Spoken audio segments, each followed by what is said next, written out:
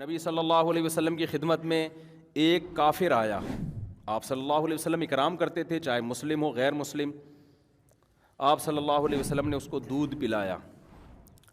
ہمارے ہاں دودھ پیا جاتا ہے ناشتہ کرنے کے بعد, 2 پراٹھے کھانے کے بعد, پھر آپ 1 گلاس دودھ پیتے ہیں اور کہتے ہیں کہ کیلشیم ملے گا, فیٹ ملے گا. کچھ بھی نہیں ملے گا اس سے, ٹھیک ہے, کہ اس کے کھانچے کہیں ہیں ہی نہیں جہاں جا کے یہ فٹ ہو. ہم جو نبی کی سیرت میں دودھ دیکھتے ہیں نا, اس میں 2 چیزیں نظر آتی ہیں ہمیں. ایک تو شدید بھوک میں بھوک مٹانے کے لیے دودھ پیا گیا ہے, یعنی دودھ ایز اے کھانا استعمال کیا گیا ہے. ہمارے ہاں دودھ کو کھانا بولتے ہی نہیں ہے. دودھ جب شدید بھوک لگ رہی ہوگی نا تو پہلے خوب بریانی اور نہاری طبیعت سے پھوڑنے پھاڑنے کے بعد پھر کہیں گے, کیونکہ حکیم صاحب نے کہا ہے کہ رات کو دودھ پی کے سونا چاہیے, لہذا پھر دودھ پی کے سو کے ایک دن دھماکے کے ساتھ پھٹ پھٹا کے ہلاک ہو جائے گا. تو ہم نبی کی سیرت میں دیکھتے ہیں, غزوہ احد میں دیکھو نا, سب صحابہ کو شدید بھوک تھی. تو حضرت ابو ہریرہ رضی اللہ تعالیٰ عنہ کو نبی نے حکم دیا, یہ دودھ کا ایک پیالہ آیا ہے نا. تو شدید بھوک تھی صحابہ کو, 2 3 دن کے سے بھوک لگ رہی تھی, پیٹ پہ پتھر باندھے ہوئے تھے. تو آپ نے کیا فرمایا؟ حضرت ابو ہریرہ کہتے ہیں کہ ایک ہی پیالہ تھا, تو نبی صلی اللہ علیہ وسلم نے حکم دیا کہ دائیں طرف سے پلانا شروع کرو. تو کہتے ہیں میں نے سوچا کہ میں اتنا مجھے بھوک لگ رہی, میرے حصے میں تو کچھ بھی نہیں آئے گا.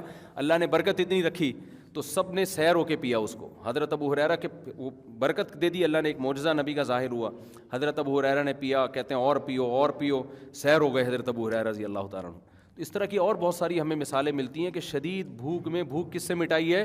دودھ سے. پھر دودھ جزو بدن بنتا ہے اور ایسا ٹھا کر کے جا کے باڈی کو لگتا ہے نا. تو 2 چیزیں نبی نے بھوک میں استعمال کیا. دوسری چیز تازہ دودھ استعمال کیا آپ صلی اللہ علیہ وسلم نے, بوائل دودھ نہیں استعمال کیا, یعنی جہاں تک ہمارے معلومات ہے تازہ دودھ. اب میرے یہ کلپ چلایا گیا, کسی نے کہا دیکھو لوگوں کو کچا دودھ پینے کا مشورہ دے رہا ہے جراثیم والا. تو دودھ کچا جب پیو جو فوراً نکالو اور فوراً پی جاؤ. اگر رکھ لیا تو پھر کچے کا نہیں, ہم بھی کہتے ہیں بھائی وہ تو ڈاکٹر لوگ بولتے ہیں اس میں. اور پھر خاص طور پہ جو گوالا تو کچا بھی پلا رہا ہے نا, تو اس میں گوالا بھی تو دے رہے ہیں نا دودھ.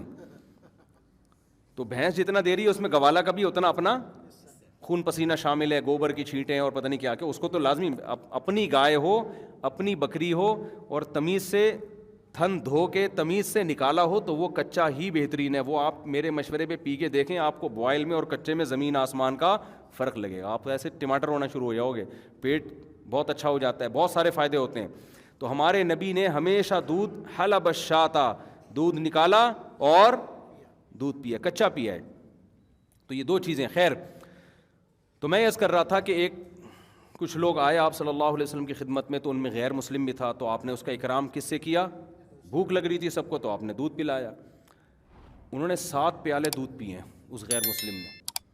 پہلے کے پیالے بھی بڑے بڑے ہوتے تھے, 1 پیالہ آپ نے فرمایا اور اس نے کہا اور, دوسرا آپ نے فرمایا اور اس نے کہا اور, 7 پیالے پی گیا.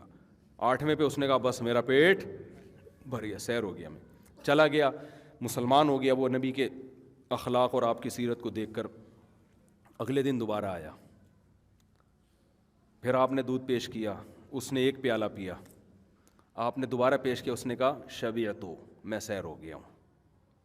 نہیں یہی بات سمجھ میں, حالانکہ اس کو نبی نے کم کھانے کی ترغیب, اس کو تو اسلام ابھی سیکھنے کا موقع ہی نہیں ملا نا.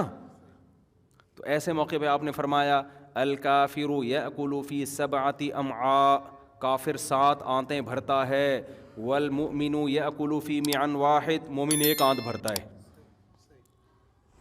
کیا مطلب؟ مومن کی خوراک کافر سے 7 گنا کم ہوتی ہے.